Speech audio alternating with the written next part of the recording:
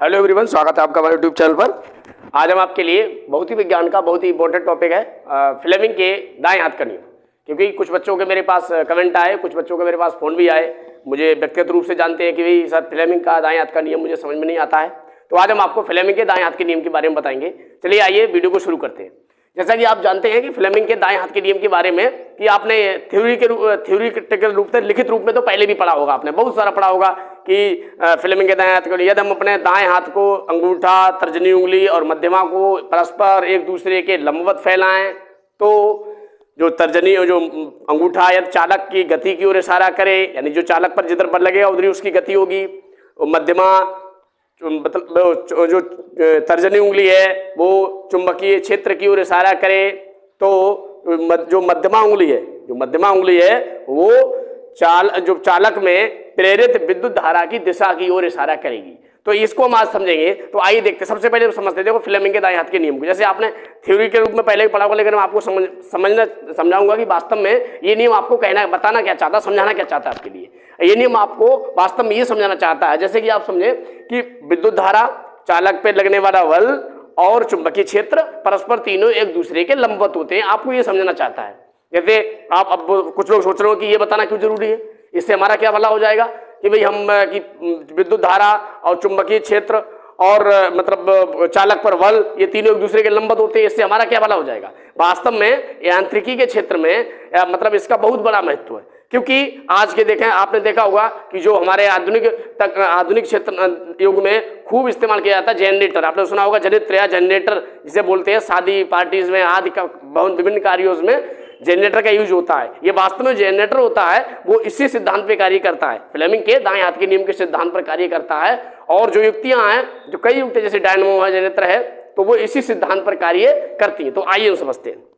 जैसे कि फ्लेमिंग के दाएं हाथ के नियम में हमने देखा कि तीनों परस्पर एक दूसरे के लंबवत होते हैं। तीनों परस्पर एक दूसरे के लंबवत होने का मतलब ये है, जैसे अगर हम किसी चालक को इस तरह से घुमाएं, इस तरह से ऊपर से नीचे की ओर, मान लो ऊपर से नीचे की ओर, इस तरह से किसी चालक को अगर हम घुमाते हैं तो चालक को ऊपर से नीचे की ओर हम घुमा रहे हैं, इस तरह से मान लो, चाहे इस तरह से मान लो, मैं इस तरह से मान लो, चालक को हम ऊपर से मतलब नीचे से ऊपर की ओर इस तरह से घुमा रहे हैं, नीचे से ऊपर की ओर इस तरह से घुमा रहे हैं। अब देखिए नीचे से ऊपर की ओर चालक ऐसे घूम रहा है, तो चालक पर जो गति है वो तो नीचे से ऊपर की ओर है, और जो चुंबकीय क्षेत्र है, चुंबकीय क्षेत्र की जो दिशा है वो हमने मान ली उत्तर से दक्षिण की ओर है, उत्तर से दक्षिण की ओर है। लेकिन जब नीचे से ऊपर को कोई वस्तु जा रही है तो उत्तर से दक्षिण जो दिशा होगी वो उसके लंबवत होगी। अगर हम देखें कि चालक की गति नीचे से ऊपर की ओर है, चुंबकीय क्षेत्र की दिशा उत्तर से दक्षिण की ओर है, तो जो विद्युत धारा की दिशा होगी वो पूर्व से पश्चिम की ओर होगा। यानी हमने आपको जो इन दिशाओं के बारे में बताया कि देखिए आपको ऊपर नीचे, उत्तर दक्षिण, पूर्व पश्चिम सभी परस्पर एक दूसरे के लंबवत हैं, बिल्कुल हैं, एक दूसरे के लंबवत हैं। तो इसी प्रकार से जो विद्युत धारा और चुंबकीय क्षेत्र और चालक पर लगने वाला बल तीनों परस्पर एक दूसरे के लंबवत होते हैं। फ्लेमिंग के दाएं हाथ का नियम आपको यही समझना चाहता है। अब देखिए हम समझते हैं, इसको लिख के समझते हैं। तो आइए देखते हैं कि यदि हम अपने दाएं हाथ के अंगूठे कौमा तर्जनी कौमा मध्यमा को परस्पर लंबवत फैलाएं, परस्पर लंबवत फैलाएं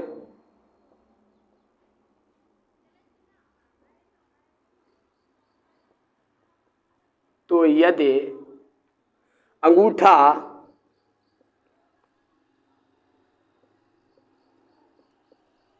चालक पर लगने वाले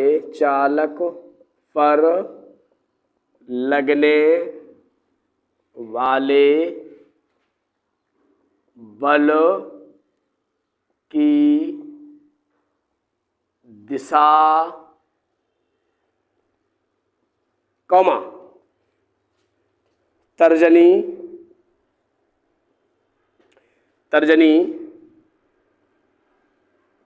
चुंबकीय क्षेत्र की दिशा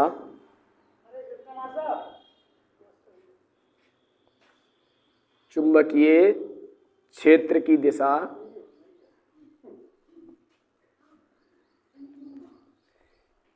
की ओर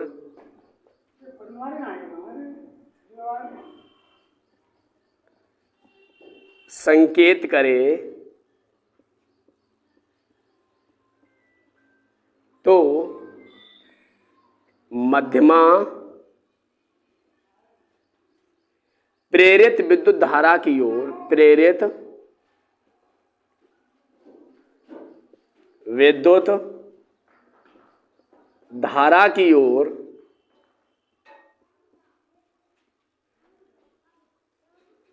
संकेत प्रेरित विद्युत धारा की दिशा की ओर विद्युत धारा की दिशा की ओर संकेत करेगी या प्रेरित विद्युत धारा की दिशा को बताएगी, संकेत करेगी। अब देखिए इस तरह से अब देखिए आपको कुछ लोगों को यही कंफ्यूजन होता है कि तर्जनी मध्यमा। अंगूठा तो आप सब लोग जानते हैं, इस अंगुली को अंगूठे के बगल वाली को बोलते हैं तर्जनी और ये बीच वाली मध्यमा आप सभी लोग जानते हैं, तो ये वजह से बोलते हैं मध्यमा।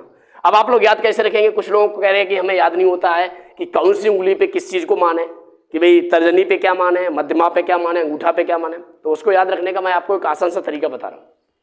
जैसे आप देखते हैं कि जैसे मान लिया आप कोई चालक मान लिए थोड़ी देर को मान लिए कोई स्टार्टर है, आपको बटन दबाना है तो सामान्यतः हम इस अंगूठे से दबाते हैं। तो आप याद रखिए कि अंगूठा चालक पर लगने वाले बल की दिशा आप याद रख सकते हैं। आपने देखा होगा कि जनरेटर होता है और सामान्य डायनेमो होता है, तो उसमें जो चुंबक होता है जैसे एक तो उसमें जो होता है क्षेत्र चुंबक होता है, तो दरअसल वो साइडों पे लगा होता है, साइडों पे लगा होता है। अगर आपने देखा हो नहीं देखा हो तो आज देखना जाके, चाहे विद्युत मोटर ले लो चाहे डायनेमो ले लो, उनमें क्षेत्र चुंबक होता है वो साइडों पे लगा होता है इस तरह से। तो याद रख लीजिए, तो साइड वाली उंगली याद रख लो, साइड वाली उंगली चुंबकीय क्षेत्र की दिशा।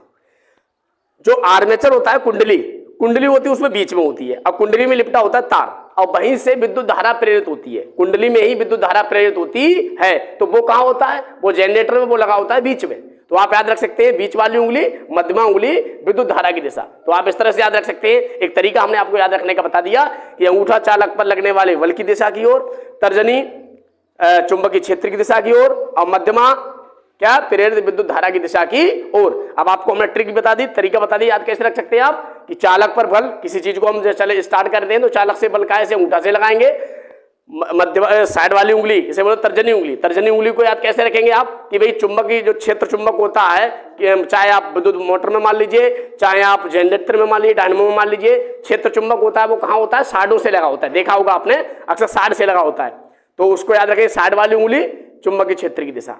और जगह आपने देखा कुंडली होती है आर्मेचर, वो लगा होता है बीच में, वो कहाँ होता है? बीचों बीच में होता है। देखा है आपने वो धुरी होती है, धुरी तो धुरी पे देखा है तार लपटा होता है, तो वो उसके चारों ओर जो होता है वो आर्मेचर कुंडली होती है। तो कुंडली होती है चुंबक के और उस चुंबक के बीचों बीच में। तो आप देखा बीचों बीच वाली उंगली विद्युत धारा की दिशा। उम्मीद है आपको समझ में आया होगा। अब आप कुछ लोगों को दिक्कत ये आती होगी कि भाई विद्युत धारा की दिशा हम कैसे डिफाइन करेंगे, विद्युत धारा की दिशा क्या होगी या चुंबकीय क्षेत्र की दिशा क्या होगी। तो इस चीज के लिए मैं आगे इस वीडियो में आपको क्लियर कर दूंगा। अगर जिन लोगों को आता है वो आगे के वीडियो को हो सकता है नहीं देखे, अब देखे भी, जिन लोग आता भी होगा हो सकता है आपके लिए रट के आता हो। मैं आपको कॉन्सेप्ट से समझाऊंगा कि विद्युत धारा की दिशा चुंबकीय क्षेत्र की दिशा क्या होती है। 2 मिनट लगेंगे, बस ज्यादा टाइम नहीं लूंगा। तो आइए उसको समझते हैं। देखिए ये तो आपने लिख ही लिया होगा। देखिए विद्युत धारा की दिशा से मतलब यह है कि विद्युत धारा किधर से किधर की ओर प्रवाहित होती है। अब लोग कह रहे हैं तो हम पहले से जानते हैं, ये आपने क्या नया बता दिया? नया बताऊंगा। जैसे आपने देखा होगा कि विद्युत धारा जब भी प्रवाहित होती है तो विद्युत धारा जो होती है, जैसे मान लो 2 वस्तुएं हैं, एक वस्तु ए है और एक वस्तु बी है। हमने कहा कि विद्युत धारा की दिशा ए से बी की ओर है। इसका मतलब क्या हुआ? इसका मतलब ये हुआ कि ए से कुछ इलेक्ट्रॉन वी में जा रहे हैं, ए से कुछ इलेक्ट्रॉन वी में जा रहे हैं। अब बी की प्रकृति, ए की प्रकृति है देने की, यानी ए जो है दे सकता है, ए इलेक्ट्रॉन दे सकता है, और बी की प्रकृति है ये इलेक्ट्रॉन ले सकता है। अब आपको ये मैं डिटेल में नहीं बताऊंगा कि लेने की प्रकृति किस किस की होती है, इसके क्या बात होती है, और देने की कैसे हम पहचाने की लेने की प्रकृति किसकी, देने की प्रकृति किसकी है, ये आपको बहुत दूर जाना होगा तो वीडियो बहुत लंबा हो जाएगा। तो मान लिए इसकी प्रकृति देने की है, इसकी प्रकृति लेने की है, ग्रहण करने की है। तो अगर ये इसको देगा तो देने वाला कौन होता है आपको पता है? देने वाला दाता, धनी। अरे किसी से पैसे लेने जाओगे देगा कौन? धनी देगा, धनी। जिसके पास धन होगा वही तो देगा। तो देने वाला धनी, तो इस दे रहा है तो इस पे हो जाएगा धनावेश। लेने वाला कौन होता है? ऋणी, तो इस पे कौन सा हो जाएगा? ऋणावेश। इस तरह से आप याद रख सकते हैं। तो देखिए इलेक्ट्रॉन जो है इस धनी से ऋणी की ओर जा रहा है, तभी तो कहते हैं कि विद्युत धारा की दिशा यही होगी, तभी तो कहते हैं विद्युत धारा की दिशा प्लस से माइनस की ओर अर्थात धनी से ऋणी की ओर होती है। तो विद्युत धारा की दिशा किधर होगी? धनी से ऋणी की ओर। तो आप विद्युत धारा की दिशा ऐसे याद रख सकते हैं, विद्युत धारा की दिशा से मतलब यह है कि इलेक्ट्रॉन जो है जिस वस्तु की ओर जा रहे हैं तो वही विद्युत धारा की दिशा होगी। अब कुछ लोग कह रहे होंगे कि भाई अरे सर एक बात बताओ कि अगर ये इलेक्ट्रॉन इस वस्तु से इस वस्तु में जा रहे हैं तो कभी ऐसी भी तो स्थिति आएगी इसमें सारे इलेक्ट्रॉन खत्म हो जाएंगे। तो ऐसी स्थिति कभी नहीं बनती है, वो मैं आपको बताऊंगा। जैसे कि क्या है, विद्युत धारा तभी प्रवाहित होगी जब परिपथ बंद होगा। जब परिपथ क्या होगा? बंद होगा। आप एक तार से बल्ब जला सकते हैं? नहीं जला सकते हैं। क्यों जरूरत पड़ती है आपको एक तार? जैसे आपने देखा होगा अक्सर ये आप एक तार बिजली में कनेक्ट कर दें और एक तार आपको अर्थ करना पड़ता है। क्यों जरूरत पड़ती है इसकी? एक तार आपको दूसरे तार की जरूरत क्यों पड़ती है? वो दूसरा तार क्या कर देता है? देखिए क्या होता है, जब तक वो परिपथ बंद नहीं होगा, जब तक वो परिपथ क्या नहीं होगा?